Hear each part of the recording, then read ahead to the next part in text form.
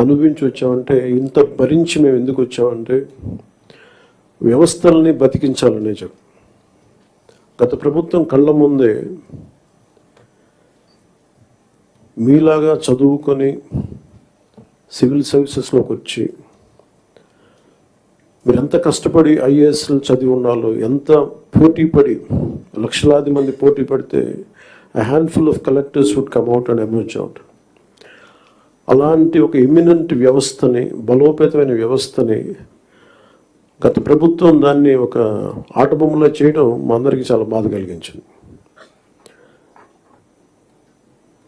మేమందరం కూడా దేనికి బయటకు వచ్చామంటే ఈ వ్యవస్థని బలోపేతం చేయాలి, వ్యవస్థని బలహీనం చేస్తారని చెప్పి at the cost of our life దెబ్బలు తిని, ఒకవేళ మేము రాకపోయినా కానీ ప్రజాక్షేత్రంలో నిలబడి ఈ వ్యవస్థని బలోపేతం చేయాలి ఉద్దేశంతో ఇక్కడికి వచ్చాం. But God's grace and people's commitment, they save the democracy, they brought us into power.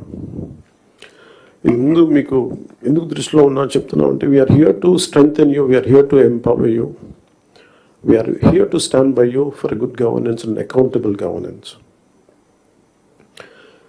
ఇన్ని దశాబ్దాలుగా ఇప్పుడు ఆంధ్రప్రదేశ్, ఉమ్మడి ఆంధ్రప్రదేశ్ కానీ విభజిత ఆంధ్రప్రదేశ్ కానీ ఎప్పుడు ఇంత ఇబ్బంది పడలేదు.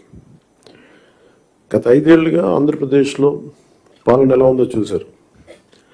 గతంలో చాలామంది నా సన్నిహితులు, సహచరులు కొంతమంది చెప్తా ఉన్నారు, ఇదివరకు ఆంధ్రప్రదేశ్లో పనిచేయాలి బ్యూరోక్రాట్స్ అని అనుకుంటే ఐఏఎస్లు కానీ ఐపీఎస్లు కానీ ఎనీ సర్వీసెస్ నుంచి పోటీ పడేవాళ్ళం. ఇదివరకు ఒక మోడల్ స్టేట్గా ఉండేది ఆంధ్రప్రదేశ్. ఇప్పుడు కూడా మోడల్ స్టేట్ ఇన్ లాస్ట్ 5 yearsలో. హౌ నాట్ టు బి, ఒక రాష్ట్రం ఎలా ఉండకూడదో తెలియజేస్తుంది. ఒకప్పుడు ఒక రాష్ట్రం ఎలా ఉండాలో తెలియజెప్పింది, ఇప్పుడు ఒక రాష్ట్రం ఎలా ఉండకూడదో తెలియజెప్పిందని. So we want to bring back, to take it back to the old state of under the leadership of dynamic leadership of Honorable CM Sri Chandrababu Naidu garu.